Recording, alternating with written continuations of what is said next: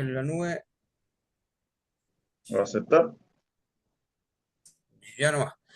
Ya pues, bueno, esta clase es una clase que pretende integrar algo de bases de uso de GPS estrictamente, en realidad no son aplicaciones de GPS de celular, etcétera, sino que el dispositivo, que en el estricto rigor se llaman GNSS, ¿cierto? Que es como la generalidad del sistema de posicionamiento o de navegación con posicionamiento satelital, del cual GPS es una de ellas. Voy a ir a comentar un poquito de las definiciones y un poquito integrarlo con el uso de CalTopo. En realidad es lo básico con un poquito más de aterrizaje aplicado al guiado, pero más que todo tenía como objetivo también resolver dudas, un poquito, no sé si la palabra es estandarizar, pero por lo menos empezar a hablar en un lenguaje común y también un poco reivindicar el uso de los GPS, ¿cierto? Que de un tiempo a esta parte, claro, hay una hegemonía del uso del teléfono celular prácticamente para todo y está bueno poner en valor el GPS sin pretender querer venderlo por sobre algún otro dispositivo o por sobre particularmente los celulares y las aplicaciones. En realidad, mostrar cuáles son sus ventajas y un poquito compartir la utilidad que tiene y lo complementario que es a quizás otras herramientas y las ventajas que pueda tener y también, por supuesto, sus desventajas. Así que eso, nombre Cristian Ramírez Salvo, y estoy ACGM, Wimbla, están mis contactos por si después de ver esta presentación quedan con alguna duda o en algo les puedo como aportar. Así que los contenidos de la presentación son una introducción y repaso, ¿cierto? Siempre, nunca está de más como revisar las bases sobre las cuales se construye la teoría y práctica del uso de un GPS. Vamos a ver algunos tipos de GPS, pero básicos, ahí lo que están en pantalla, de hecho, no, la grabación no se va a ver, pero después lo vamos a pasar. Están los clásicos Etrex del 10, ahora el 22 más moderno, y también los de la serie GPS Map 64X y otras, que son los de uso más común, y vamos a comentar algunas cositas de los InReach, también el Explorer y Mini, pero muy someramente. Uso en terreno y gabinete, llamamos gabinete, ¿cierto? Como al estar en el frente del computador, en la sala, en la casa, ¿cierto? En el escritorio. Eh, y un repaso Caltopo, esta herramienta online que nos permite prácticamente hacer mapas en 5 minutos, en 3 4 clics, ya uno tiene una carta topográfica bien, bastante decente y completa para poder operar en terreno. Y vamos a avanzar un poquito hay algunas herramientas que tiene el Caltopo, vamos a repasar las más básicas para crear la cartografía. Vamos a importar y exportar algunos archivos, pero además tiene varias aplicaciones a la generación de cartografía para, por ejemplo, búsqueda de la persona perdida y la aplicación de la teoría del LPB, que creo que también puede ser como una forma de familiarizarse con la aplicación y además que es muy aplicada si es que alguna vez tenemos que vernos enfrentados a la búsqueda de una persona, ya sea en nuestras actividades de guiado, de instrucción o siendo parte de un sistema comando incidente eventualmente. Así que, bueno, el meollo de la utilización de algunas herramientas de posicionamiento global tiene que ver con la orientación y la navegación. Pues la orientación es, en términos muy generales, es saber dónde estamos y hacia dónde estamos mirando, en qué dirección estamos mirando con respecto a algún sistema de referencia. Entonces, y navegar es movernos del punto de donde estamos a algún otro punto, ¿cierto? Y la navegación puede ser marítima, ¿cierto? Aérea o terrestre, y nosotros en montaña hablamos de navegación terrestre. Así que eso es importante que robusto.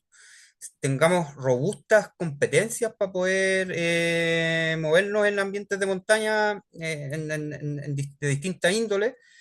Y esas competencias parten por lo que en general me gusta llamar la orientación basal. La orientación basal tiene que ver con la integración de los sentidos, de la experiencia, de la historia, un poquito mezclado con las referencias naturales, ¿cierto? Sabemos, tenemos los que estamos acá en Santiago o en alguna otra parte del territorio andino, en el norte o en el sur, tenemos como referencia, ¿cierto?, el cordón de la cordillera de los Andes y nos referenciamos intrínsecamente con eso, con la cordillera de la costa en algunas otras zonas, con los volcanes, con la salida del sol, ¿cierto? Sale el sol de este a oeste, de oriente a poniente, inclinado levemente hacia el norte en el hemisferio sur, y eso también nos da una referencia y nacimos teniendo esa manera de más o menos de orientarnos en el espacio y nosotros como guías, instructores y también para poder compartir esto a los estudiantes, a los que les hagamos clases en la instrucción, es importante porque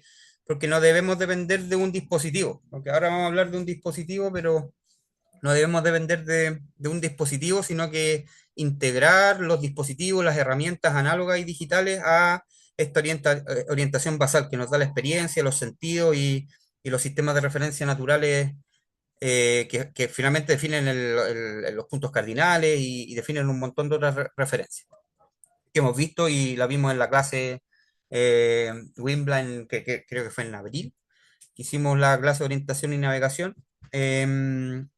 Vimos detalles de eso. Y como base de la orientación basal, la base de la pirámide, pero sobre eso complementos que profesionalizan nuestra actividad en el guiado y la instrucción o la educación en montaña, que son las aplicaciones, ¿cierto? Los instrumentos análogos también, mapa cartográfico, particularmente con apellido, brújulas de montaña con limbo móvil, ¿cierto? Y con graduación. Aplicaciones de celular también están y GPS, que es lo que vamos a conversar un poquito en detalle en esta presentación. Voy a dejar un poquito de lado en esta presentación los GPS de mano, de reloj, eh, pero los principios y las bases son en realidad los mismos. Solo que, claro, el reloj tiene una pantalla más chica, un poquito más comprimido todo, pero los principios son básicamente los mismos. Y lo mismo, acá está las herramientas clásicas que tenemos que tener como guía instructores para fortalecer y para asegurarnos, para profesionalizar, para no ir ahí con a sobreutilizar la memoria, si me acuerdo el camino era por acá, porque si se nos llega a tapar o hay algún imprevisto, se nos hace de noche, hay problemas con la luz, entonces necesitamos tener ahí algún elemento análogo digital para poder complementar. Y bueno, para poder saber y decir dónde estamos y hacia dónde queremos ir para poder navegar, necesitamos referencias. Pues esas referencias pueden ser naturales, pero si queremos que más o menos hablar un lenguaje común eh, y parametrizar esta de una manera sistemática, las referencias para las cuales poder decir yo estoy aquí, yo estoy allá, es que necesitamos crear un sistema de referencia. Y un sistema de referencia eh, debe construirse sobre la superficie de la Tierra, ¿cierto? Entonces, y la superficie de la Tierra no es no es regular, de hecho es bastante irregular, hay una imagen gravimétrica de la Tierra que comúnmente se le llama geoide, sobre la cual tenemos que construir, poner ahí las bases para poder construir un sistema de referencia. Entonces, tratamos de aproximarlo lo más posible y esa aproximación que logramos obtener es un elipsoide, es decir, una elipse en tres dimensiones. La tratamos de acomodar para que quepa en este geoide que es irregular y va a caber mejor, va a acomodarse mejor en algún continente, en algún hemisferio, en algún orógeno, en alguna cordillera, con cierto elipsoide, cierta elipse que toca en el territorio que coincide con el geoide en algunas partes, pero por otra, en algún otro sector del planeta lo vamos a perder distancia y va a ser menos precisa el acomode. Entonces hay distintos elipsoides y distintos acomodes en este geoide, y la mezcla de de estas acomodaciones, de cómo es el geoide, sus características, dónde se intercepta donde se intersecta en el geoide, es lo que llamamos el sistema datum o sistemas generales de referencia, que estamos acostumbrados a escuchar, ¿cierto? Empezar 56, que se definió el año 56 para Sudamérica, y los más utilizados ahora, el WGS84 y el CIRGAS 2000, que en la práctica son muy similares, tienen diferencias de metro y en la práctica podemos ocuparlo de manera casi inequívoca.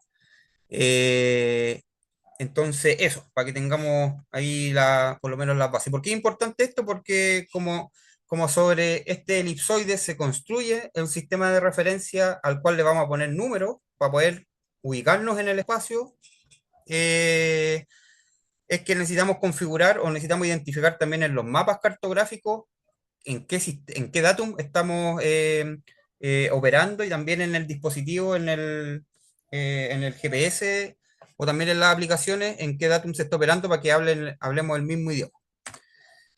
Sobre este elipsoide que tiene un datum particular, particularmente para Sudamérica, el WG64, CIRGAS 2000, es que construimos sistemas de coordenadas, que son los numeritos, el par de números que nos van a definir con cierta precisión un punto eh, el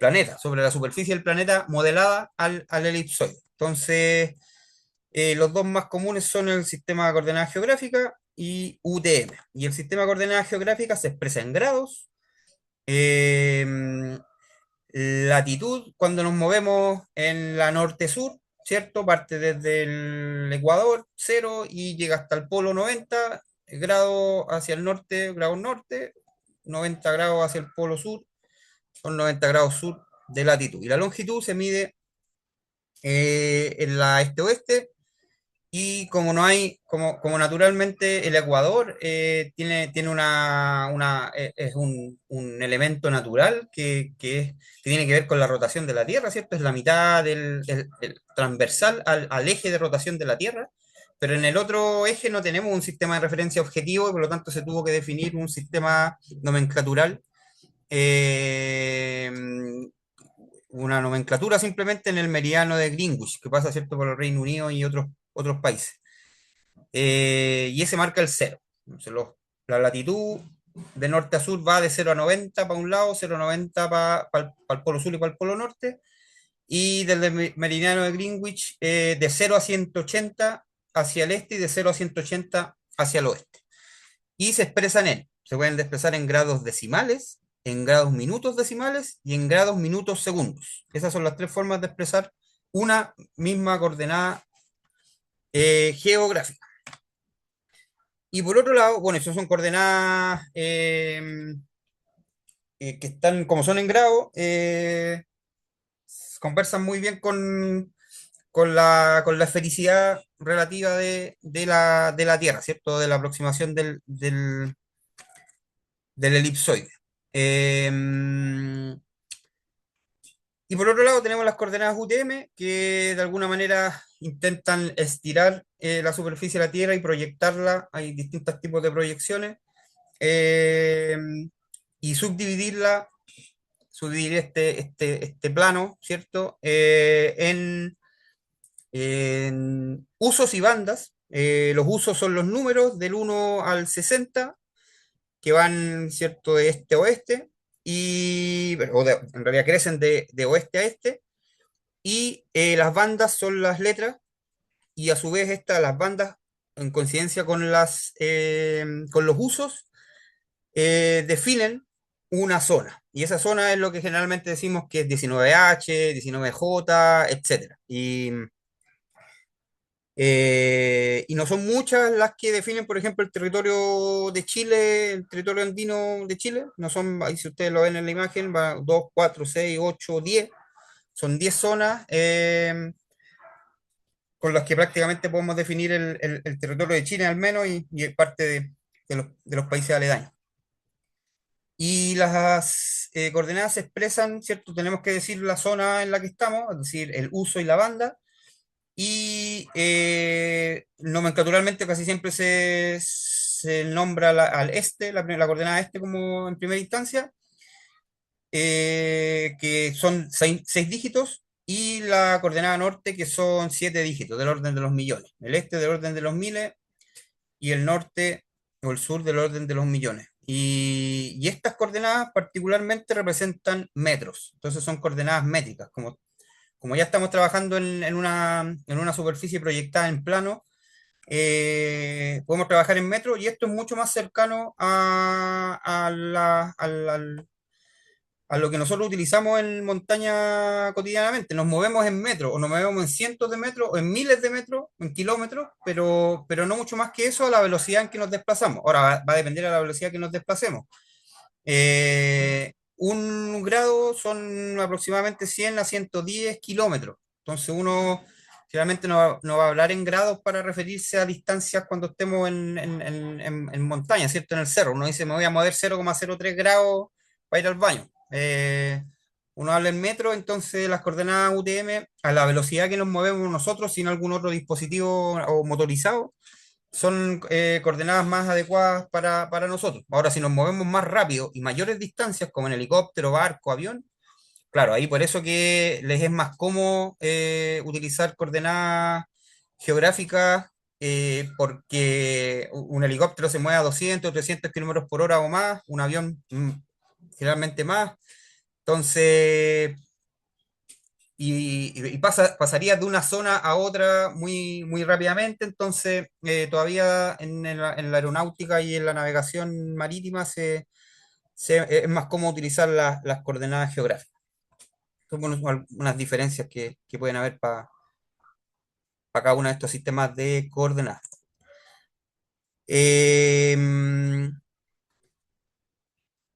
Eso, no sé cómo vamos ahí, Daniel, no sé si se escucha bien, tenía algo, de repente como la conversación puede ser incluso como de Escucha, docencia e instrucción, ¿cómo veis tú se escucha, estas se temáticas? escucha, se escucha perfecto y se entiende re claro. Así que vamos bien, ¿sí? Súper, podría meter la cuchara en cualquier momento, Daniel, pues, para que, de hecho, Ya, como puede ser igual interesante para los cabros cuando escuchen la presentación, si es que hay ahí algún punto de convergencia o alguna diferencia, claro, incluso del punto de vista como de cómo enseñarlo, así que bacán, ya, perfecto. súper.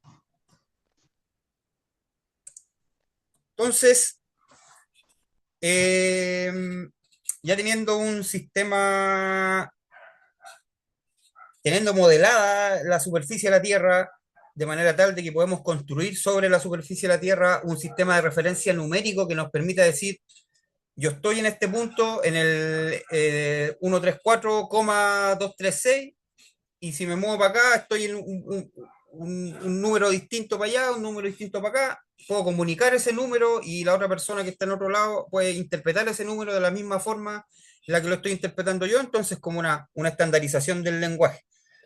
Eh, y teniendo un sistema de referencia, ahora necesitamos algún dispositivo que ojalá nos ayude a decirnos ese número, ese sistema, esa coordenada donde yo estoy, que me diga dónde, dónde yo estoy, poder sacarla. Uno puede sacarla desde un mapa, ¿cierto? Con distintas técnicas que existen de triangulación o referencias generales que uno pueda obtener a partir del entorno, pero un elemento electrónico y particularmente satelital que nos puede decir dónde estamos o nos puede permitir incorporar información de coordenadas, de rutas con distintos puntos de coordenadas, es los dispositivos que en la generalidad se llaman GNSS, son the Global Navigation Satellite System.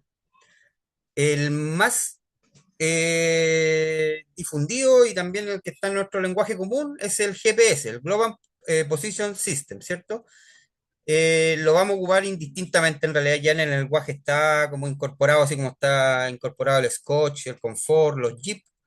eh, está incorporado el concepto de GPS, así que bueno, tampoco es tan grave que sigamos utilizándolo, en realidad empezar a hablar de GNSS a esta altura, pero es importante que nosotros como guías y también hay docentes del área de montaña tengamos claridad de los conceptos para poder después compartirlo y que no se generen confusiones. Entonces, GNSS es el sistema, un dispositivo GNSS es estos dispositivos que estamos viendo acá.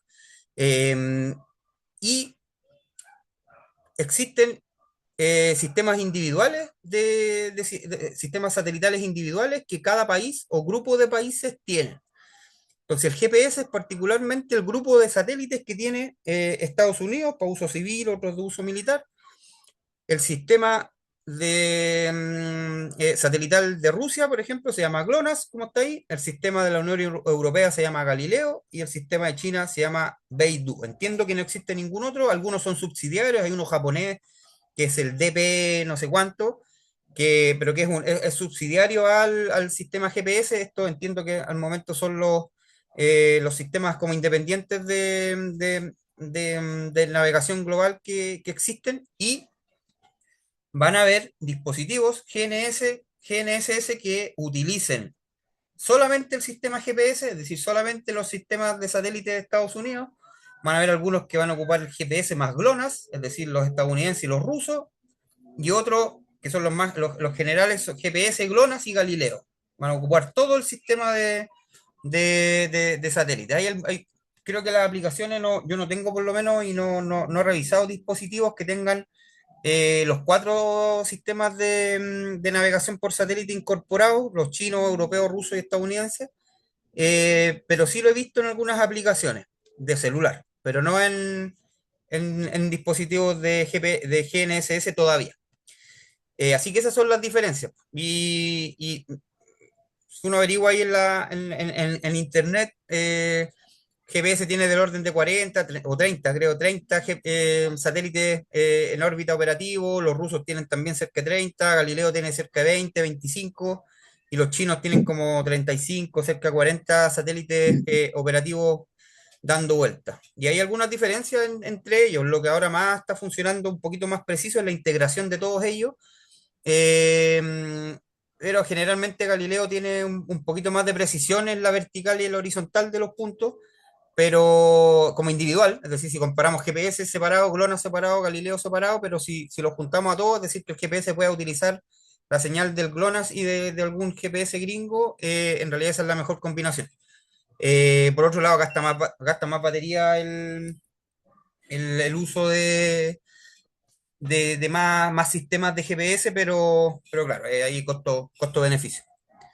Y me gustaría, si en algún momento, hacer algunas pruebas con esto. No lo he hecho, pero me gustaría hacer algunas pruebas, así como esto que conversábamos de un poco ciencia montañística, ciencia ciudadana de bajo costo, de intermedia calidad, pero quizá ir probando cómo funcionan en un mismo recorrido, en un mismo track, GPS, GLONASS, la mezcla, y poder tener ahí algunos datos para comparar, así como en la inquietud, en la curiosidad más académica, pero también aplicada. Los clásicos, hablemos de los clásicos. Bueno, el GPS Letrex 10 que sale ahí es de los clásicos blanco y negro, todavía se utilizan. La versión más moderna es la que está ahí, que es el Letrex 22X. Las ventajas que tienen es que son súper portátiles, livianos, ahorran harta más batería que los otros más grandotes. Dos pilas, el otro día hice unas pruebas, dos pilas AA de buena calidad que utilizan, por ejemplo, Duracell o Maxell creo que está sacando buenas pilas alcalinas.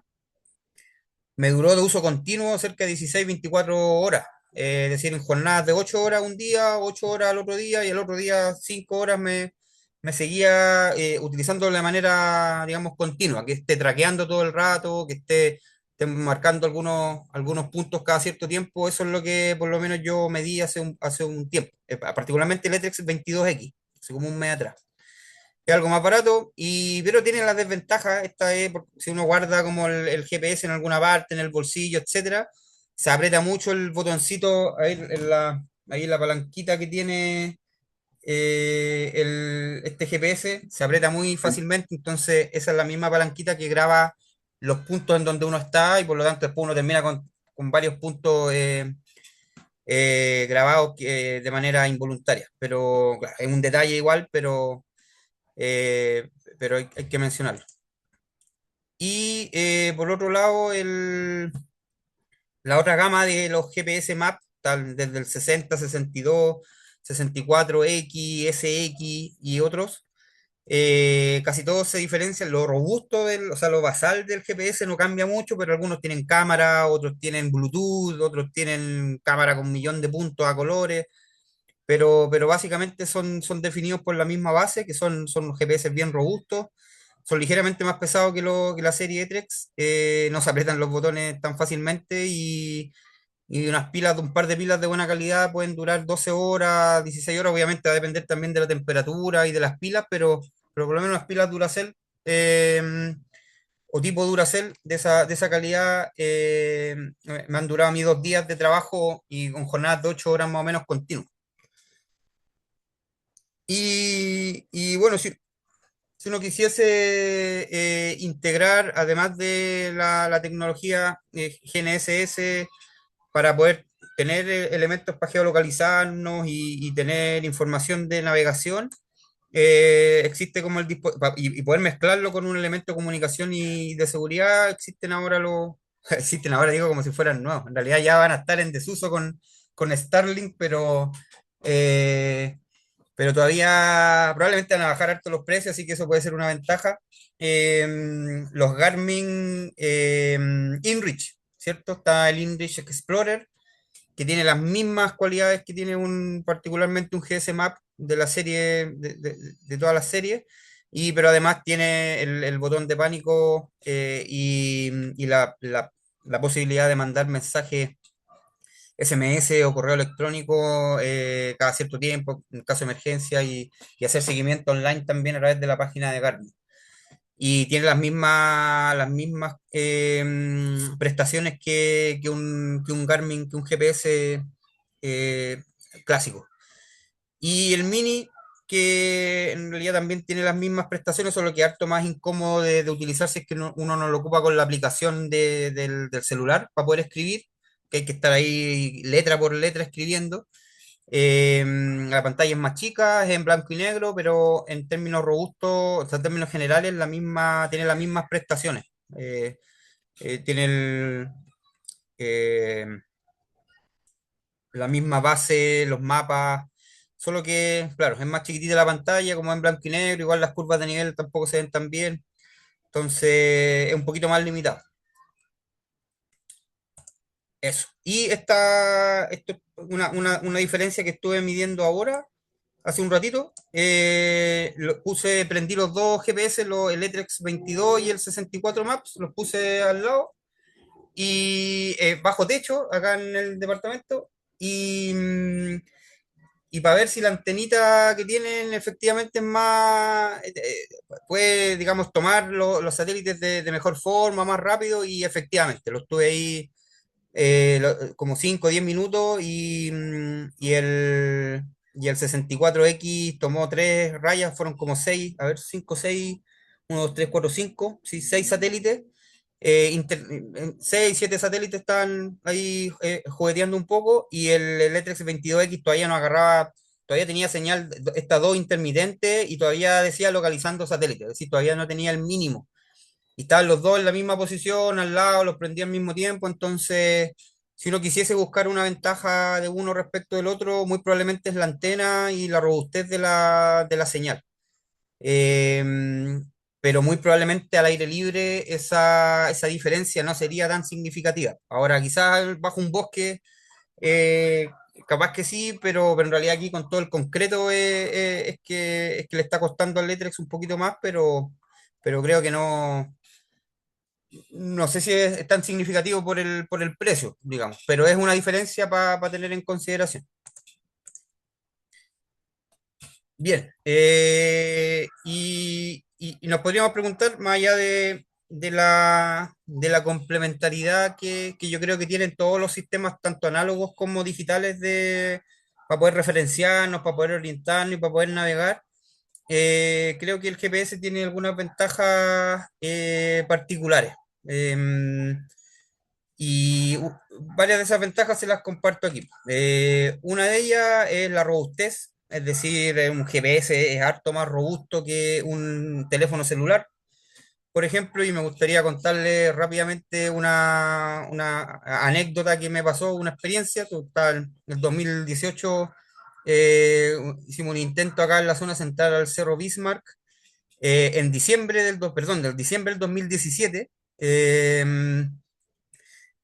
y cuando estábamos más o menos por aquí, ya casi montándonos en el filo, yo me puse a descansar, a sacar una foto y se me quedó el GPS. Y después uno sube el Bismarck y la bajada es por otro lado. Entonces uno no se devuelve por la misma ruta y perdí el GPS. Pero tenía sospechas de dónde lo había dejado. Había sacado una fotito ahí descansando, entonces, de hecho, acá abajo a la izquierda está la roca que yo me acordaba, en donde habíamos descansado, y lo fui a buscar como en abril del 2018 porque había ido a buscarlo meses antes, pero por distintas razones no había podido seguir subiendo. Al final fui solo y, y estaba el GPS, estaba, estaba enterrado como 20 centímetros de nieve, estuvo cuatro Bastante meses a la cerca. intemperie y, y aquí lo tengo. No sé, me imagino que se ve ahí,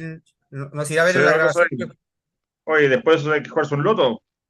Eh, y bueno, le saqué las pilas, las dejé en arroz, en todo lo que uno dicen que hay que hacer para dejarlo, para secarlo, para no encenderlo húmedo, y funcionó y está impecable al día de hoy. Así que pareciese que le estoy haciendo como mucha propaganda a Garmin. En realidad no soy un agente de Garmin, pero si hablamos de robustez, está probado en realidad. Y esa robustez también se ve reflejada en trabajo en condiciones adversas, es decir, trabajo en condiciones en las que tengamos que navegar con viento blanco, por ejemplo, con una tormenta de arena, en la que tengamos que no podamos sacarnos nuestros guantes para poder, por mucho que haya ahora guantes con touch y todo, unos guantes mojadísimos, húmedos o congelados, la pantalla se humedece del celular.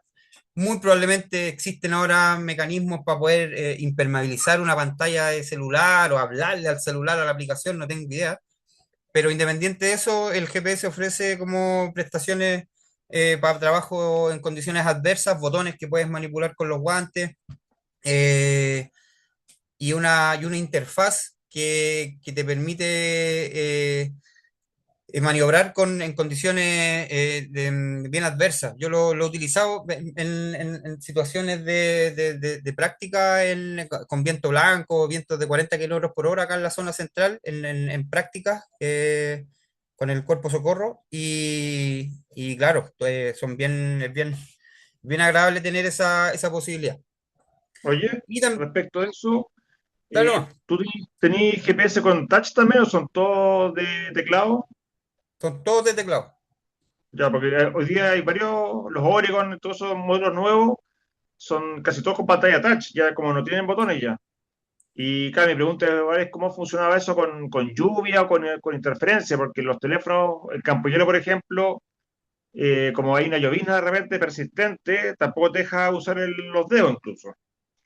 Exacto, Y claro, el GPS yo tenía justamente el naranjito, y no me acuerdo si es el 10 parece que es. Efectivamente, como tiene botones y no es touch, puede estar lloviendo, empapado en nieve y con los botones funciona perfecto. exacto. A, a mí me tinca que justamente un GPS Touch va a ser útil para condiciones en que no sean tan adversas, para esquiar, para condiciones más controladas, salidas por el día. Pero si nos vamos a ver enfrentados a esas condiciones que dijiste tú, yo creo que prácticamente les va a pasar lo mismo que al celular. Claro, exacto. Así que eso. Oye, otra Y, cosa de respecto a ¿sí? lo que habías hablado recién de los GPS, a Dale, mí me no. toca muchas veces trabajar con científicos y hablamos del GNSS como el GPS científico, que tiene como triple banda, doble banda, usan otras bandas que las civiles, que son mucho más precisas. Ujú. Y efectivamente, claro, ahí usamos mediciones de cada un segundo y registramos todos los datos con todos los parámetros que tiene esa banda satelital. Efectivamente, usamos unas baterías tipo moto de auto para alimentarlo. Igual duran unos cuantos días, pero y visto también que los científicos al GPS que nosotros llamamos GPS, el de mano le llaman navegador para hacer la diferencia. Claro. Eso como nomenclatura nomás. Bien, súper. Y no sé si es lo mismo que estás diciendo tú, Daniel, pero los GPS diferenciales, porque estos son GPS individuales, Diferenciales. los GPS diferenciales son un poco lo que describes tú, que son mucho más grandes, Exacto. tienen una base que se instala y después se van moviendo otros dispositivos y se van calibrando tanto como por satélite como por esa base que se tiene y son mucho más precisos. Y claro, ahí es correcto Exactamente. decirles también como GNSS, así que pagar la particularización.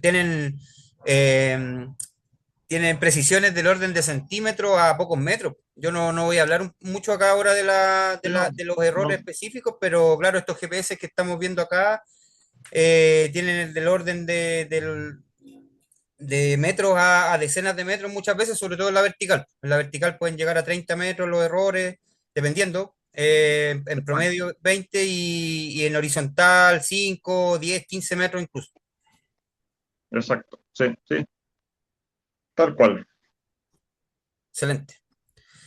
Entonces, bueno, y autonomía también, ahora, bueno, eso también es debatible porque uno tiene que andar con pilas o pilas, las pilas recargables no andan muy bien en condiciones frías, pero en condiciones generales, una salida por el día, estival, algún cerro por el día, capaz que ande bien. Que yo Pero, en ¿sí? campo y hielo ocupo material recargable y ahí me duran más. O sea, bueno, que hay que tener que campo y hielo tampoco es tan helado, ahí Claro, pueden haber -5 y cuando está nublado pueden ser 0 grados, por eso es que también que llueve. Y las recargables, claro, son estas recargables marca Duracell, que igual son buenas, como de 3000 mAh, 2500, y esas también duran bien 2 días, hasta 3 días bien estrujadas. Claro, antes quizás los últimos 3 días es más que nada para prenderlo y apagarlo el tercer día, pero los primeros días pueden estar grabando el track continuo. genial, está Así buena que, esa referencia. sí, Y claro, ahora son harto más modernas y yo creo que el paso crítico es la temperatura. Si uno quisiese sí, de repente andar con backup de pilas alcalinas de buena calidad y también utilizar ahí las recargables. Tampoco va a generar tanta basura. para, ojo que igual también hoy día aparecieron ya en el mercado pilas AA y AAA de litio, Mm, que se recargan con un cable USB-C. Así que también eso es bastante bueno también. Tienen bastante más entrega de carga que las otras. vamos a tener que hacer pruebas. Vamos a hacer ahí unos tests. Tal cual. Está bueno, deberíamos hacer una especie de proyectito así a CGM de ciencia montañística, ¿ah? Como con todas estas cositas, para hacer pruebas y con una tablita, Y un claro, registro. sí, sí, perfectamente podría ser. Buenísimo. Y otra cosa que no quería dejar pasar era lo que dice ahí el cuarto punto en amarillo, que es todos los huevos en la misma canasta, es decir, y esto haciendo alusión a los teléfonos celulares, que finalmente es una decisión táctica y logística que uno tiene que hacer, ¿cierto? Y también económica, por supuesto, que uno no puede andar tampoco con 100 con 20 dispositivos distintos para distintas cosas, uno también tiene que ser capaz de integrar algunas cosas, pero la pregunta es cómo realmente vamos a hacer depender todo del el teléfono celular, es decir, nuestra comunicación, nuestra emergencia ahora con Starlink, Entel directo a los celulares, nuestra navegación, nuestra orientación, nuestras fotos, todo va a estar, digamos, dependiendo de un solo dispositivo. Creo que es algo que también podemos reflexionar respecto como a la autonomía que podamos tener y sobre todo en salidas o expediciones como las que describe Daniel, que son de larga duración y donde necesitamos también tener lo que llaman ahí el backup, ¿cierto? La redundancia que no solamente se aplica como a- a las cuerdas y al manejo en la vertical, sino que también en este otro tipo de ámbitos. Así que para darle una vuelta con eso. Y para medir algunas cositas. Esto es como un prototipo de medición de comparativa entre un teléfono celular Xiaomi Redmi 13, el que tengo yo, con la aplicación Gaia GPS y el GPS Garmin Maps 64X.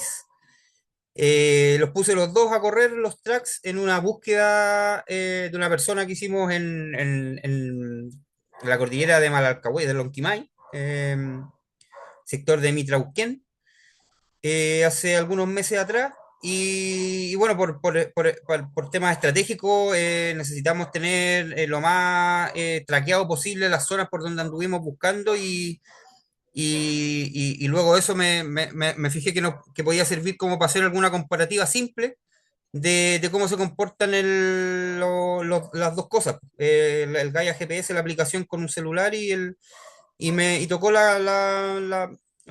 el terreno, tocó recorrer un terreno boscoso, de un bosque de araucaria y otra especie, y también a cielo abierto un poco más arriba.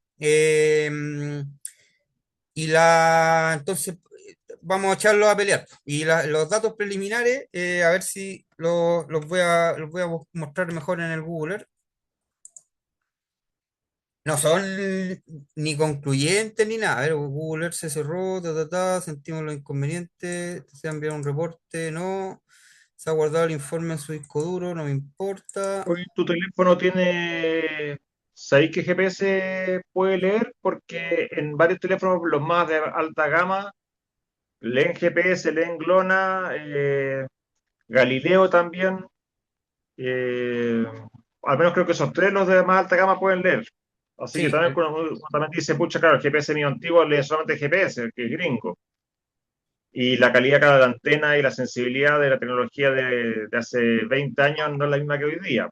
exacto. Entonces es mucho más preciso y me llama la atención que el teléfono tenga tantas bandas para satélite, eh, pero que yo nunca lo he ocupado quizás para ir aquí a un cerro corto por unas horas, para ver mi track, para desnivel, qué sé yo, pero tampoco lo he echado a probar así varias horas comparado con bueno, el GPS mano claramente dura más por la batería, pero no sé si tenga la precisión de los que tengan más bandas, que yo me imagino que al leer más bandas tendrán que también gastar más energía. De todas maneras. El mío, por lo menos, de lo que revisé, GPS y GLONASS, Ya. este Xiaomi que tengo yo. Y el GPS que yo estaba utilizando, el 64X, también GPS y GLONASS. Los tenía los dos con GPS y GLONASS y creo que también eso explica por qué, bueno, te lo voy a mostrar ahora. En realidad los resultados no son tan disímiles. Hay detalles que podemos revisar. Ahí también sería bacán tener tu opinión. Yo creo que se pueden sistematizar este tipo de... Está un poquito pegado ahora. Se pueden sistematizar este tipo de mediciones mientras uno tenga tiempo y suficiente autonomía de batería para hacer algunas pruebitas. Así que, como te decía antes, quizás ahí diseñar un proyectito para poder hacerlo, tanto con las De todas baterías maneras, sí, como con las señales. Ahora, bueno, claro. un poquito de paciencia que se me quedó pegado.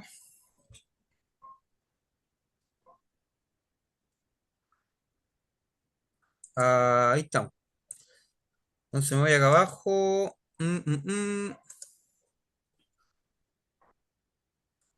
Aparentemente se me borró, así que lo vamos a cargar de nuevo. Wimbla Caltopo comparación GPS. Acá está. Entonces, bueno, el contexto es la alta cordillera de la Araucanía, el volcán Lonquimay, ¿cierto? Eh, Acá, Lonquimay, la localidad de Lonquimay, arriba Mitrauquén, cerca al ladito de la frontera con Argentina. Entonces, en naranjo está la medición de el celular con Gaia GPS y en verde la del GPS.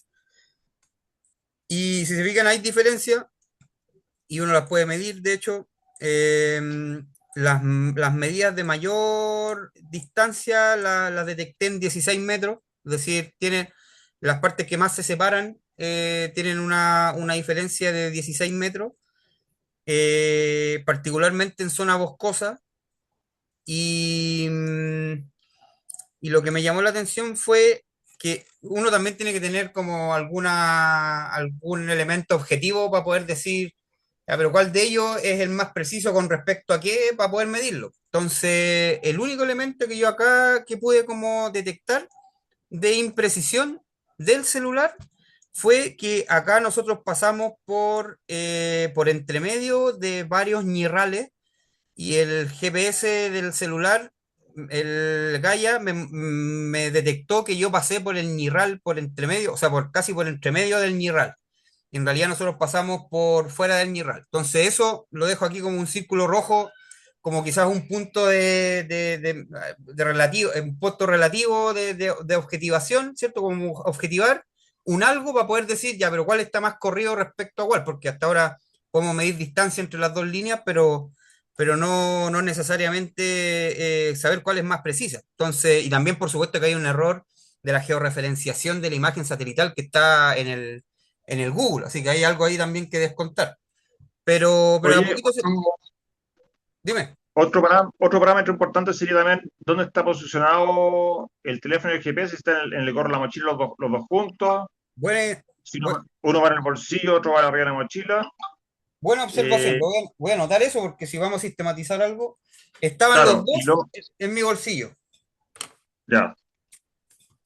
Y lo otro importante ver también, porque ahí se nota que uno, el verde, no sé si será del teléfono, parece que fueran tramos más largos y Sí, el correcto. naranjo parece que eran tramos más Sí, cortos, entonces sí, la resolución de estar a un es- segundo y el otro quizás a 30 exacto. segundos. Exactamente. Entonces también el promedio te tira líneas rectas entre medio que a lo mejor no reflejan bien por dónde fue pasando. Exactamente. Igual, esa es otra observación muy aguda, exacto. El nivel de refresco de la señal el naranjo es el celular y el verde es el GPS. El nivel de refresco de la toma en la resolución, el píxel, es mucho más frecuente en el Gaia GPS que en el GPS. Ahora, claro, eso te puede como Pero de alguna configura. manera estar opacando puntos entre medio de estas dos mediciones, pero si tú lo miras en global, eh, hay de dónde hacer mediciones para poder compararlas. Pero efectivamente, si uno quiere, dependiendo de lo que quiere hacer, particularmente si queremos como una búsqueda y saber por dónde pasamos en la búsqueda, que la latencia sea lo más chica posible. Y yo entiendo que en estos GPS no se puede configurar la latencia, creo que en el Gaia GPS tampoco. Configurar cada cuánto queremos que el track lo guarde. Así que una buena Ah, observación. había una aplicación antigua, GPS Essential, que ese era creo que todavía está, pero ya está, debe estar desactualizada, que ese sí tenía creo que la opción de cuántos segundos, milisegundos o casi un minuto podías tú refrescar la lectura. Lo otro también importante, creo yo, para una prueba de este tipo, que a mí me ha pasado a veces que hago el track ida y vuelta y aún así me salen diferencias como esta, Sí, de sí, a veces exacto. 15 8 metros. Entonces quizás hacer la prueba también en ida y vuelta, a ver cuál es el promedio de precisión de los dos. Tener puntos de control entre medio igual. Perfecto. Buena observación. Viste, sí, lo hacemos Pero, mucho más pero sistemático. estamos muy técnicos para la clase, creo yo. ¿Ah? No estamos desviando el No, tema principal que es más general. a mí me dijeron que fuese una clase más avanzada. Yo dije que no iba a ser avanzada, eh, pero yo creo que está bien. Está bien porque se aborda un poquito lo más basal y esto nos va a permitir, de hecho, en la práctica misma, en las formaciones, por ejemplo, cuando acá hay un Wimbledon invernal, por ejemplo, tú o yo, alguna altitud, no sé, podemos hacer esto, podemos como hacerlo como ejercicio pedagógico que midan y así tenemos también los datos, etcétera. Sí, perfectamente. ¿Qué otras cositas se pueden ver? Bueno, se pueden ver los saltos, la volatilidad que tiene. Si yo estoy quieto, porque aquí yo me quedé quieto como 10 minutos, la volatilidad que tiene el GPS respecto del celular. Los saltos que se pega del celular son mucho más pequeños que los saltos del GPS. Ahora, yo tengo una teoría porque yo he visto gráficamente que es mucho más volátil el punto cuando uno está quieto del celular que el del GPS. El del GPS se mueve muy poco, en la vertical se tiende a mover, pero en la horizontal no se mueve tanto porque pienso que el celular borra como que tiende a seleccionar los puntos que se escapen demasiado del punto donde uno está. Entonces yo creo que esto puede tener una medición sesgada desde el punto de vista del celular, pero no estoy seguro. Si uno analiza los datos que están, el GPS salta harto más, se distancia harto más que el celular, pero que la aplicación de celular, pero eso también habría que revisar. Y Claro, la otra medición, el, eh, el, el GPS del celular sí podría promediar los datos porque también tienen, casi todos los teléfonos tienen acelerómetro. Entonces, si no hay movimiento, podría estar promediando. claro, exacto. Y por último, fuera del bosque, hay aquí por lo menos un punto, el nivel de coincidencia es muchísimo mayor. De hecho, si uno tiene que acercarse bastante para poder ver las diferencias y se cruzan muchísimo más. En el bosque había una clara tendencia a que el GPS se cargaba hacia el este y el celular hacia el oeste, pero en, en cielo abierto, sin vegetación, en realidad van prácticamente por el mismo track y si uno mide la distancia en cualquier parte, vaya a haber distancias de 1 metro, 2 metros. La distancia máxima que medí, que creo que fue acá, que un salto que se pegó una escapada que se pegó el celular, fueron de 5 metros, máximo 5 metros. Entonces, claramente, en Ah, bosque hay unas diferencias mayores en precisión que a cielo abierto. Así que también ahí hay también una segmentación que poder hacer al momento de hacer estas mediciones.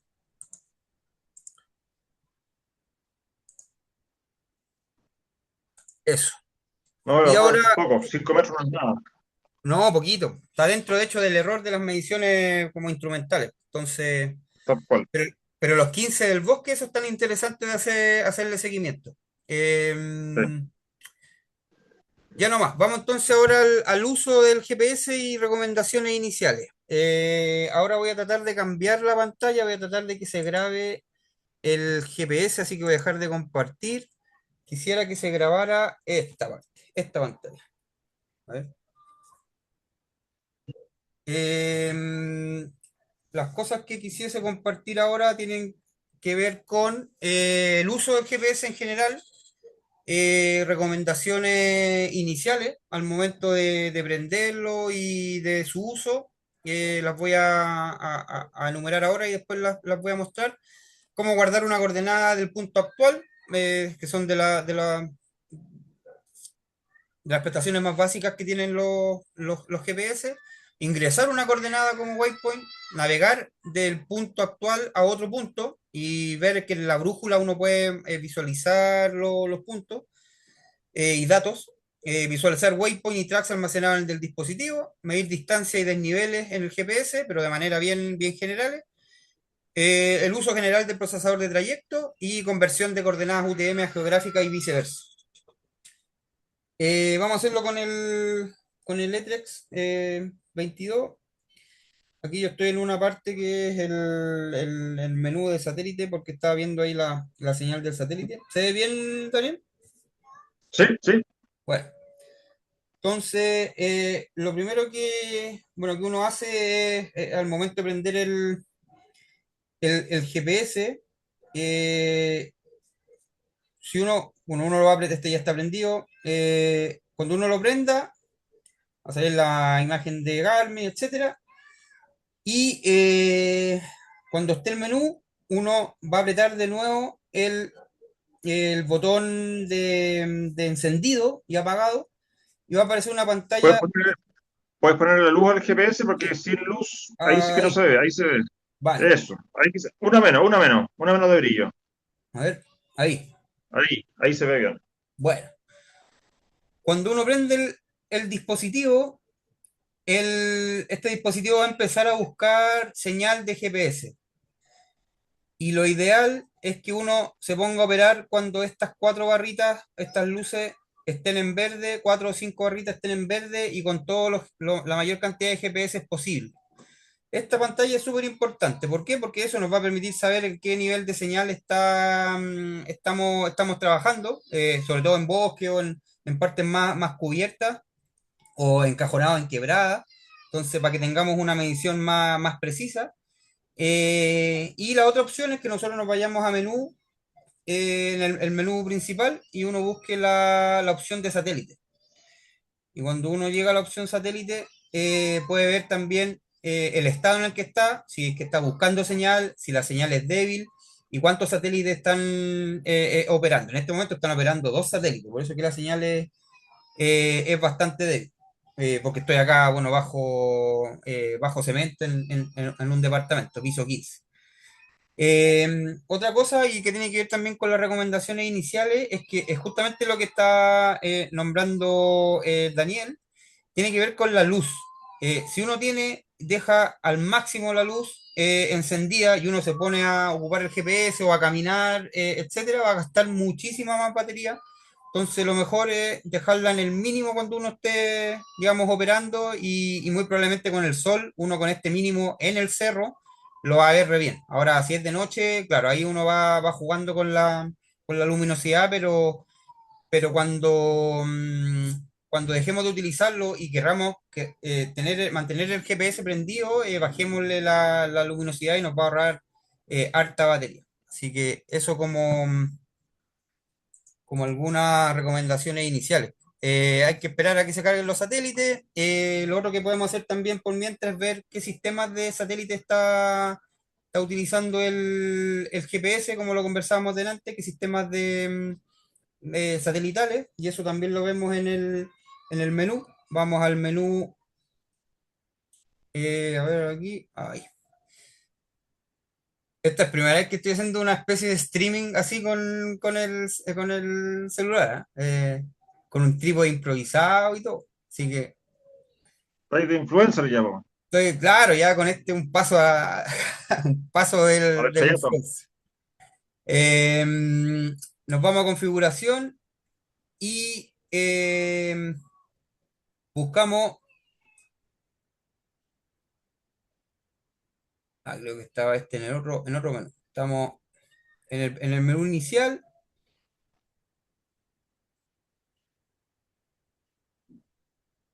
vamos abajo,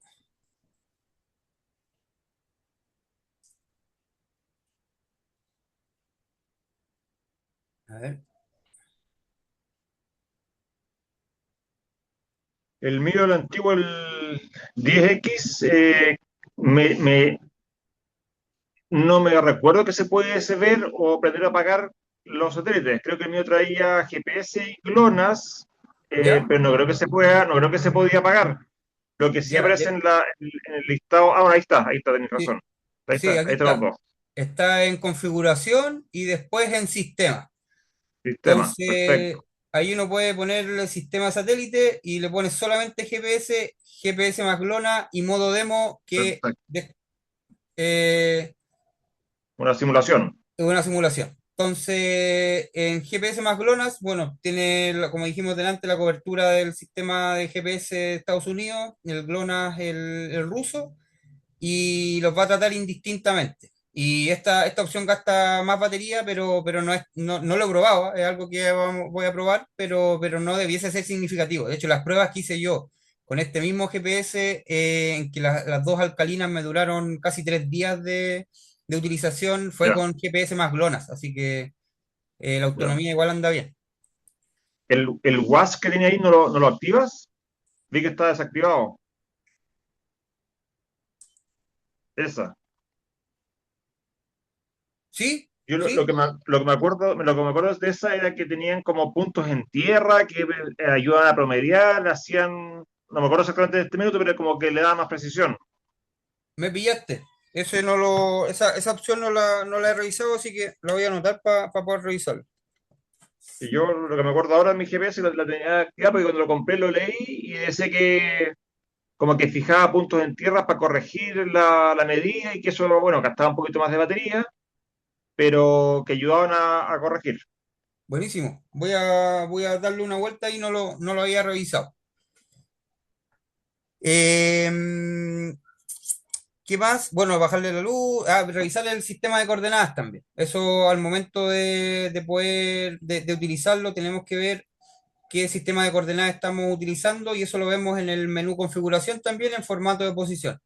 En formato de posición vemos, además del datum, vemos el sistema de coordenadas que estemos utilizando. Y como conversamos delante, generalmente vamos a utilizar el UTM, pero también podemos utilizar el sistema geográfico de referencia en grados decimales, grados minutos decimales o grados minutos segundos. Y si Hay nosotros, no sé si lo vais a comentar, pero ah, generalmente no, cuando uno pide un rescate aéreo, te piden la coordenada en grados, minutos, segundos, que es lo que tienen configurado en los helicópteros generalmente. exacto, Me ha tocado dar coordenadas de rescate a helicópteros de carabineros y las UTM te dicen que está mala, derechamente te dicen que está mala, que no. Entonces, entrar a explicarle geografía, obviamente no. Le preguntan qué lo quiere él y te dice lo quiero en grados, minutos, segundos. Entonces, es bueno que algunos GPS, no me acuerdo si traía, que la pantalla principal de mapa podía tener la sí, coordenada UTM y a veces en un exacto. recuadro puede tener también la geográfica al mismo tiempo.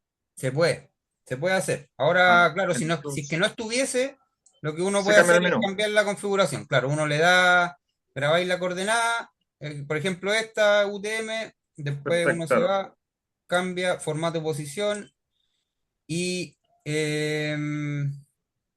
grado minutos segundos, que justamente tiene Exacto. relación con lo que conversábamos delante, que como andan en el helicóptero, funciona, a ver, ahí, entonces Todas esas coordenadas, claro. ahí la convertimos pero efectivamente lo que dices tú en el procesador de datos, en el procesador de trayecto, perdón, uno puede configurarla para que estén las dos. Así que lo vamos a hacer Claro. después, vamos a intentar hacerlo para que quede ahí también. Pero es una súper buena observación porque, de hecho, una de las necesidades que uno tiene de por qué saber utilizar grados, minutos, segundos, UTM, saber qué significan y cómo convertirla, es justamente porque una de ellas, una de esas aplicaciones es en rescate. Y uno les pasa, y sobre todo acá en la zona central, que en el 19J, 19H, los números son justo como 322.000, entonces tú le pasáis y piensan que es el 3219, por ejemplo, la coordenada UTM, la primera, piensan que son grados, minutos, segundos. Entonces, por eso de repente Claro. dicen, no, la coordenada está mala, entonces mejor pasarle la coordenada hecha y derecha. Geográfica, claro. Exacto, geográfica, grado, minutos, segundo. Genial. Creo que el Caltopo también tiene lo mismo. El Caltopo para el teléfono también se le puede poner la UTM en la misma pantalla que tenga también la geográfica. Vamos a El revisar Gaia al no me tiro, acuerdo. vamos a revisar al tiro acá en la conversión, porque acá estoy en el menú principal, me salí de configuración, vamos a ir a procesador de trayecto o track manager si es que lo tienen en inglés. Y el procesador de trayecto muestra hartas opciones. Uno puede dejar predeterminado que nos muestre la altura o la altitud, en realidad más precisamente, cuenta kilómetros de lo que hemos recorrido, velocidades máximas, velocidades promedio, etcétera. Y cuando este es súper útil esta opción, porque nos permite ir viendo a qué tasa estamos avanzando en el cerro, a cuánto estamos subiendo. Aquí lo voy a resetear para que quede en cero. Como herramienta de planificación, en realidad como de chequeo también, de ir revisando cuánto hemos avanzado, cuánto nos falta al siguiente punto de la hoja ruta, etcétera. Esto es una súper buena herramienta y se pueden configurar distintas cosas. Y una de ellas es justamente, a ver, cambiar los datos.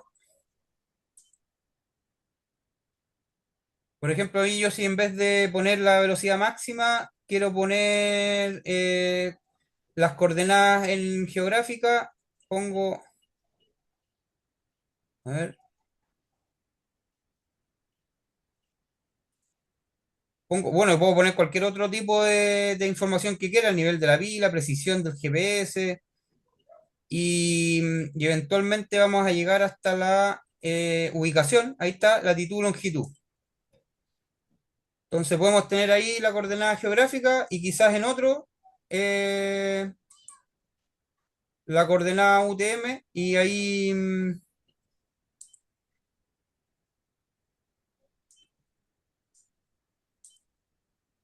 Yo al menos la configuro que esté en la pantalla de mapa, por ejemplo. Bueno, aquí pillé la del caltopo, no sé si se ve ahí. Ahí Ah, con pero el pico, ahí se ve. Sí, ahí tiene configurado para que aparezca la UTM y también la geográfica. es la aplicación. Perfecto. Es la aplicación del teléfono, claro. Buenísimo. ¿Qué más? Bueno, algo que tenemos que también revisar, que son de las configuraciones básicas, es que el GPS esté traqueando efectivamente. Casi todos vienen por defecto para que estén traqueando, es decir, para que estén guardando cada cierto tiempo el punto donde estamos y después marquen el recorrido que hemos hecho con el GPS.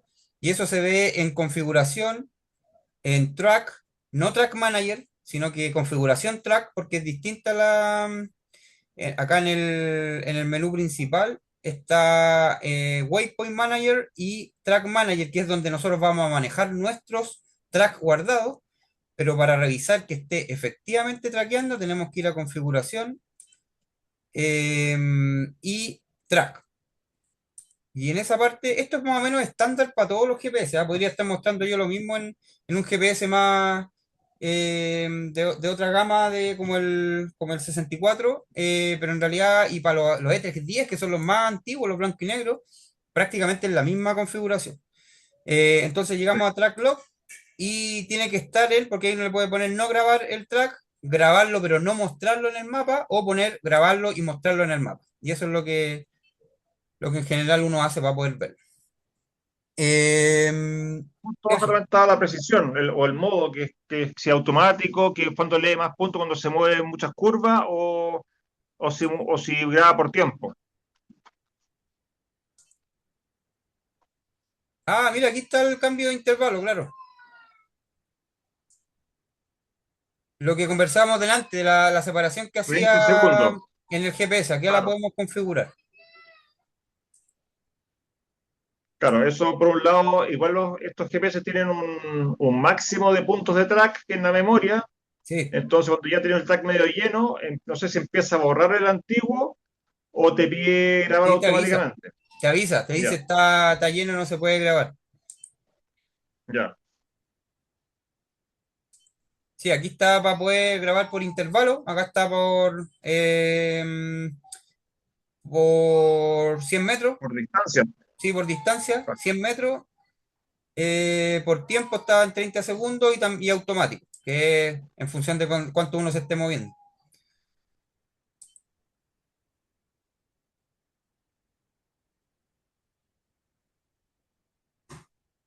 Sí, con este podemos jugar también para poder. Ah, mira, aquí dice suprimir track actual, memoria usada 1%. Sí, acá está como para Ah, resetear cuando uno tiene lleno el sistema ahí para resetear. ajá.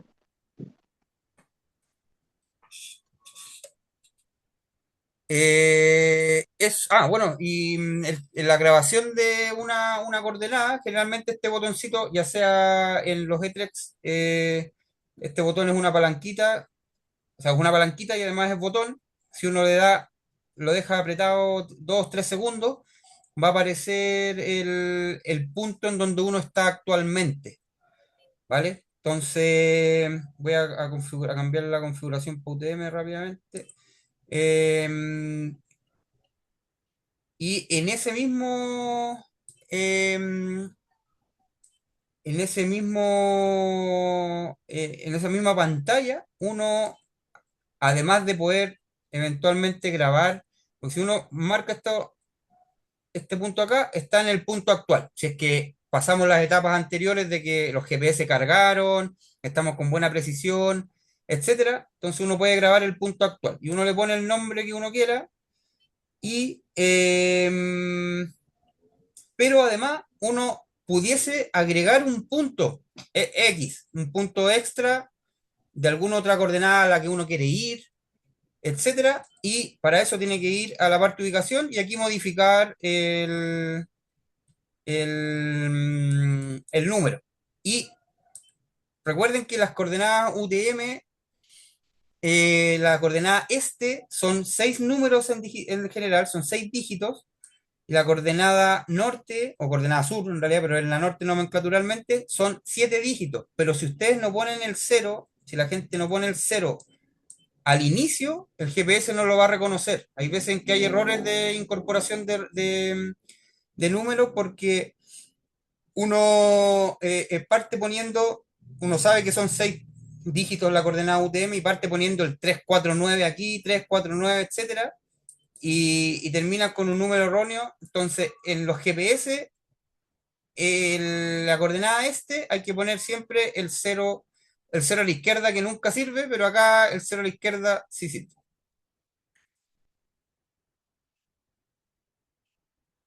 Eso, eso es lo básico. Y a ver, ¿qué hora es ya? 8:30. Ah, pero estamos bien. Voy a compartir pantalla de nuevo.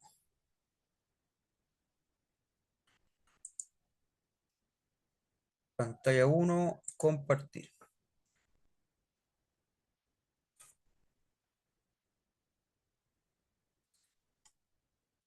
¿Qué es lo que queda entonces ahora? Que además de, bueno, lo que nosotros podemos hacer, porque un tanto difícil explicar técnicas y demás de navegación, podemos también mostrar, eh, aunque también podría mostrarlo para que quede grabado, ¿ah? El ir de un punto a otro.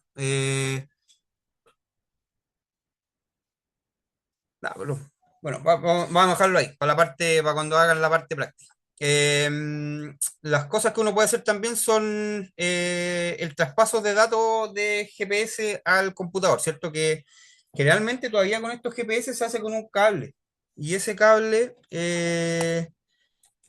es, yo estuve haciendo algunas pruebas con otros cables para poder traspasar los datos del GPS al computador. A ver dónde pillo el cable. Acá. Y resulta que hay cables, estos USB antiguos, tipo, ¿cómo se llama esto USB? Los voy a mostrar ahora en la pantalla.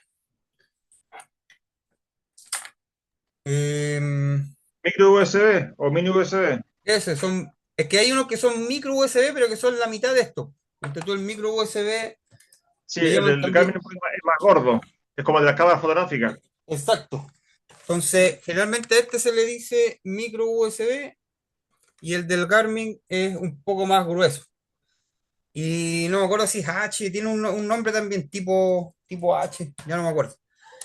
Lo importante es que sea, porque yo he comprado cables, bueno, ¿y dónde se ponen los GPS estos clásicos? Generalmente tienen una apertura ahí eh, en...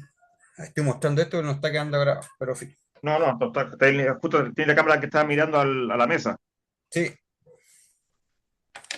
voy a, voy a dejar de compartir para que eso también quede grabado.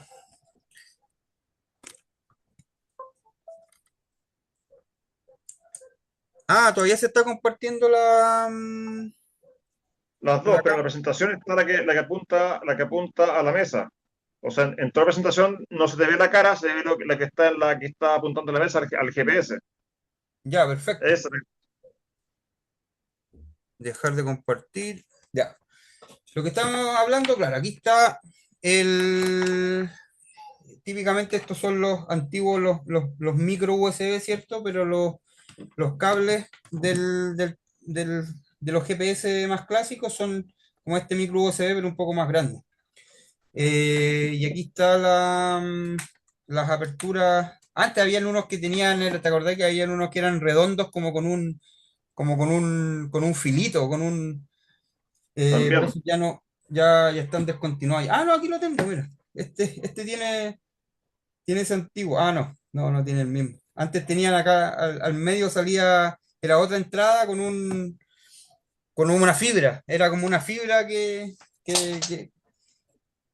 Este es el del Magellan, porque es uno propio, de Ah, de cuatro mira, contactos. claro.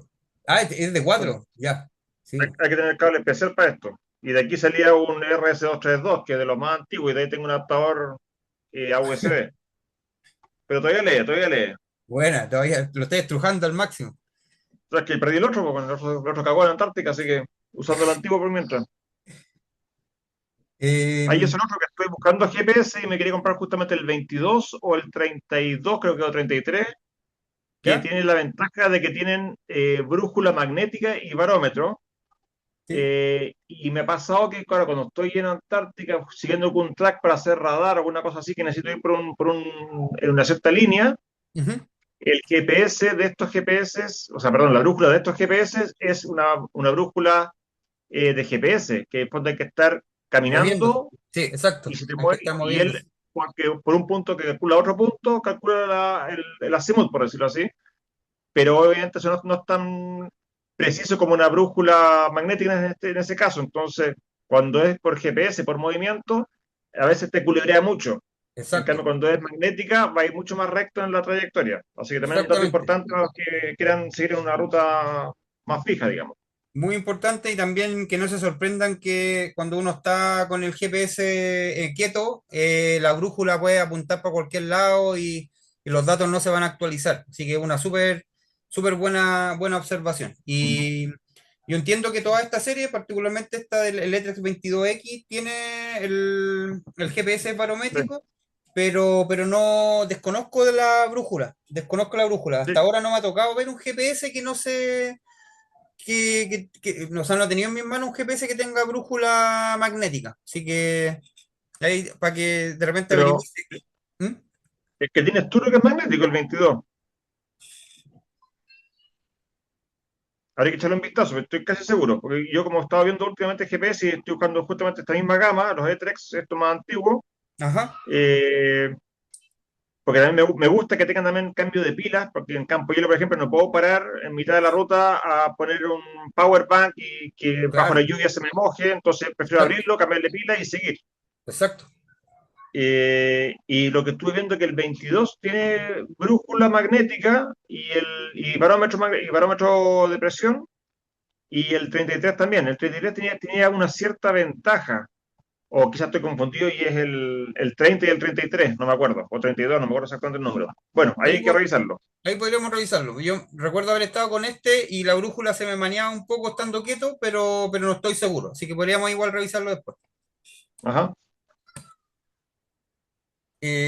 Un dato es que ojalá, bueno, si tienen sus GPS originales que cuiden el cable, porque si después se compran otro en el comercio, en realidad los cables tienen cierta intensidad de señal y algunos solamente alcanzan para cargar y no para transferencia de datos. Y eso me ha pasado hartas veces, me he comprado cables estos mismos en 2 lucas y he tratado de pasar los datos del GPS al computador y no se ha podido porque el cable no da. Así que hay que cuidar ahí los cables Garmin. Buena, buena. Ahora sí, vamos a compartir. Compartir. Pum, pum.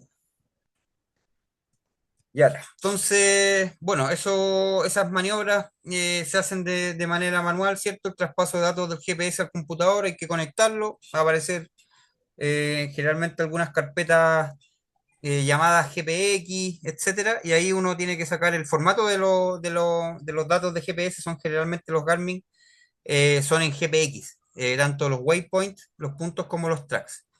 Y también lo que uno puede hacer es traspasar datos del compu al GPS, y eso tiene que ser transformando los datos, ya sea si uno los hace en unas rutas, por ejemplo, en KMZ o baja de Wikexplora de algún lado, algún eh, alguna ruta o waypoints en formato KMZ los tiene que traspasar a GPX. Y yo en realidad para pasar al revés, para pasar de GPX a KMZ para poder utilizarlo en el Google Earth o para pasarlos al Gaia o alguna otra aplicación, ocupo este que es súper simple, es una aplicación del año 2013 probablemente que se llama G7 to Win G7 para Windows y que es un ejecutable que no pesa nada, pesa 3 4 megas y que tiene varias opciones bien útiles para poder transformar distintos formatos de GPS a KMZ y otros,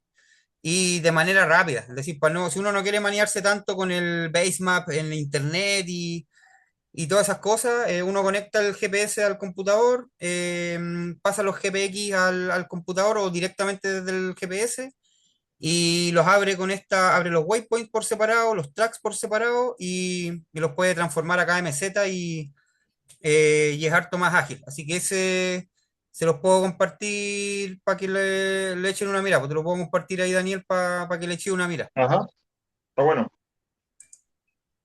Y bueno, uno ya en honor al tiempo no voy a avanzar tanto en hacer una ruta y trasladarla a KMZ y luego a GPX, pero sabemos que podemos crear nosotros nuestras propias rutas y poder transformarlas. Y lo que uno puede hacer, si la hacen, por ejemplo, en Google Earth, las rutas en KMZ, las puede transformar rápidamente también en esta página de Wiki que convierte los KMZ, los KML a GPX de manera rápida. También es como ágil. Si uno no quiere maniarse y está apurado y no quiere maniarse con las aplicaciones, este es un datito también bien útil. Y lo que sí hay que tener ojo es, ojalá separar los KMZ de waypoints y los KMZ de tracks que queden en archivos separados, porque si no el GPS de repente los interpreta, los puede incorporar, pues los interpreta con un formato especial. De repente está integrado el track al track, perdón, el waypoint al track, no se pueden disociar. Entonces, más ordenado si uno lo tiene separado. Y la otra cosita que encontré fue que de repente se me hacía útil, y tú también, Daniel, entiendo que también trabajáis ahí como con Excel y sistematizáis tus datos, etcétera. Encontré también esta pequeña aplicación, o sea, en realidad también es un ejecutable que se llama IKMLZ, que transforma una tabla Excel con coordenadas y con los números, lo transforma a KMZ. También eventualmente puede ser útil si uno tiene como una base de datos con hartos números, si uno no se quiere marear con el QGIS, con el GIS o con otras herramientas mucho más robustas para poder manejar datos. Con un simple clic aquí uno va a poder transformar en este formato con nombre, UTM Este, UTM Norte y la zona, transformarla a KMZ y poder utilizarla. Así que también ahí esas se las puedo dejar ahí se la paso a la Paula para que se las comparte. O te las mando ahí también al WhatsApp directamente. Perfecto, ¿no? Está bueno. Y por último, esto pretendía hacer un repaso del uso de Caltopo. No estoy seguro si los chicos en la Wimbla volvieron a verlo. Yo me acuerdo que en la clase de orientación y navegación lo topamos, pero fueron 3 minutos de Caltopo. Y en realidad quería mostrar, hacer un repaso de las herramientas que tiene, que se pueden importar y exportar datos. Los mismos datos que hemos estado conversando ahora, los GPX de los GPS y también KMZ o KML de Google Earth, los podemos incorporar acá al topo y incorporarlo a los mapas que creemos con esta aplicación. Entonces, y lo otro, quisiera mostrarles de manera bien ágil, eh, que con esta aplicación de acá al topo también uno puede crear mapas, ¿cierto?, aplicados a búsqueda de la persona perdida, al LPB. Particularmente algunos datos que tiene la base de datos, valga la redundancia, de Lost Person Behavior, que tienen que ver con distancias, la rueda de bicicleta y los buffers que hay, el track offset que se llama, que es estadísticamente las personas donde son encontradas respecto alejados de la ruta, y Caltopo tiene herramientas para poder configurar eso de manera bastante ágil. Así que voy a mostrar ahí directamente desde la página, pero antes un pequeño repaso. El Lost Person Behavior es una metodología, ¿cierto?, para búsqueda de la persona perdida, desarrollada por Robert Koster. tiene una base de datos gigante de casos de personas extraviadas en ambientes urbanos, en ambientes de montaña, etcétera. Y hay algunas tareas iniciales que uno puede hacer em, al momento de verse enfrentado a tener que buscar una persona en función de su perfil, en función de cómo se está desplazando, si se está desplazando en moto, en esquí, etcétera, si hay algunas enfermedades, en función de, también de las edades. Hay un sistema de priorización ahí de cómo utilizarlo, pero básicamente necesitamos saber información para planificar inicialmente, que es el UPA o el UPC, el último punto donde la persona se vio, el último punto donde la persona dejó algún rastro, mandó una coordenada, etcétera, y ese va a ser el punto de planificación inicial. Eh, con respecto a ese punto de planificación inicial, las estadísticas que están tanto en el libro de Robert Koster como en la aplicación de Lost Person Behavior nos indican varios parámetros estadísticos interesantes para poder buscar y que se pueden trasladar a un mapa para poder planificar una búsqueda. Uno de ellos es la distancia horizontal a la que las personas son encontradas respecto del punto de planificación inicial, es decir, respecto del último punto de avistamiento o el último punto conocido. Particularmente, esto es una categoría del sujeto que es una persona con Alzheimer, la utilicé ahí como a modo de ejemplo solamente. El 25% de las personas en ambientes de montaña, en ambientes templados de montaña, son encontradas a 300 metros, esto está en metros, no, está en millas, no, sí, en kilómetros. Son encontradas a 300 metros, el 50% a 800 metros, el 75% a casi 2 kilómetros, el 95% de las personas con Alzheimer en ambiente de montaña templado son encontradas a 8 kilómetros de distancia. Entonces, con eso uno forma un radio. Y el otro parámetro que me parece importante también nombrarlo ahora porque también tiene su caracterización en el caltopo es el track offset, que es la distancia a la que son encontradas las personas respecto de una ruta o respecto de alguna linealidad del terreno, una huella, un sendero, ¿cierto? Un camino, etcétera. Entonces aquí el 25% son encontrados a menos de 4 metros, el 50% de personas con Alzheimer son encontradas a 15 metros y así, y 75% a 70 metros. Entonces, con esa información, uno, eh, vamos a abrir, dejar de compartir, vamos a abrir el Caltopo, compartir, pantalla uno Caltopo. Em,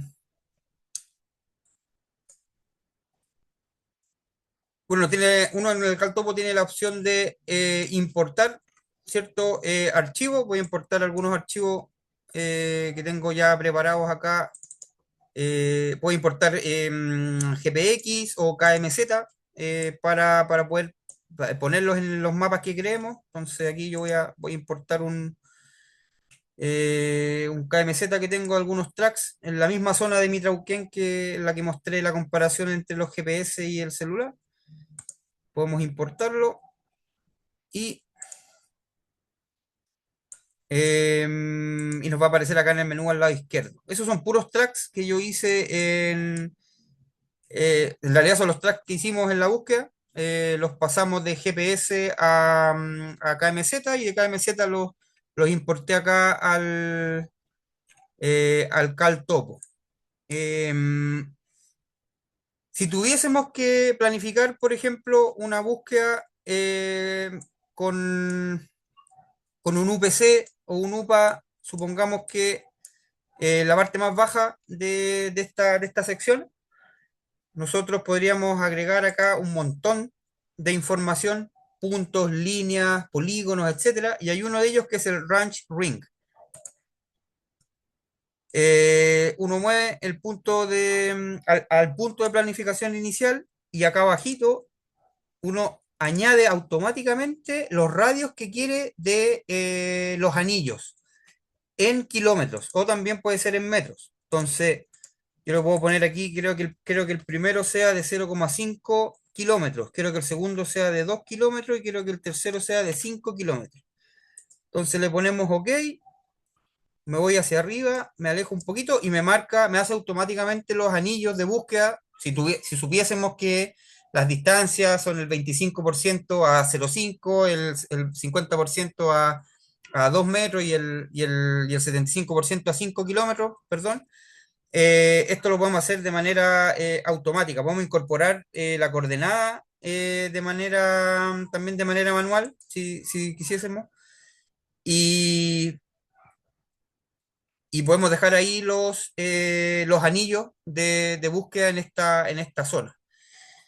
Y por otro lado, para un poquito aplicarlo a lo que les comentaba delante del track offset, que es como si queremos caracterizar en el mismo caltopo estos buffers de búsqueda por ejemplo, para una persona con Alzheimer eran 70 metros, al 70 a los 70 metros de un lado hacia el otro de una ruta o de una huella, se encuentra el 75% de las personas, entonces yo podría marcar alguno de estos tracks que yo tengo, ponerle editar, si creo que está por acá,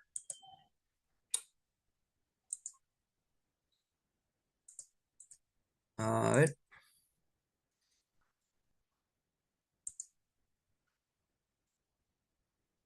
track y transformar, perdón, ahí transformar y luego duplicar como buffer. O convertir para poner al mismo track, ponerle el buffer o duplicar el track y agregarle el buffer. Entonces le ponemos buffer. Supongamos que queremos buscar a 70 metros de un lado hacia otro de ese track. Le ponemos OK y nos va a marcar automáticamente un track con el buffer de el 70 metros hacia un lado y 70 metros hacia otro. Y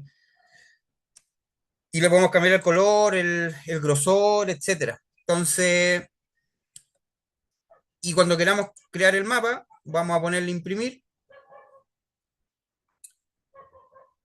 Y lo que hacemos clásicamente con el Caltopo, ¿cierto? Vamos a configurar ahí qué escala queremos. No se nos olvide nunca ponerle la grilla, porque si un mapa sin grilla no lo vamos a poder utilizar de la manera más adecuada posible.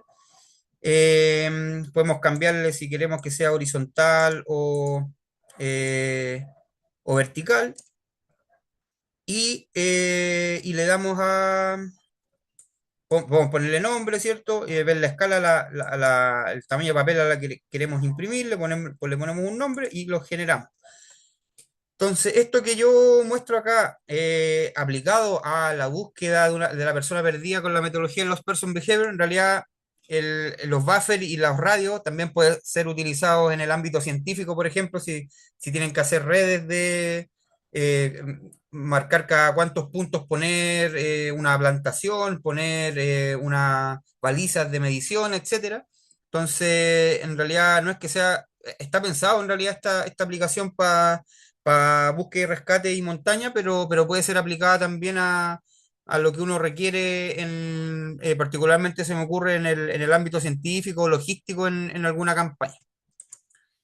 Y ahí quedan los anillos, quedan los buffers y uno puede trabajar con eso e incluso uno puede exportar después esta información aquí en Export. Uno le pone Export en lenguaje KMZ o GPX. em, para esta información que yo creé acá con los buffers, etcétera, traspasarlas a alguna aplicación de celular o los tracks, traspasarlos o puntos particulares, traspasarlos al GPS. Bum, bum.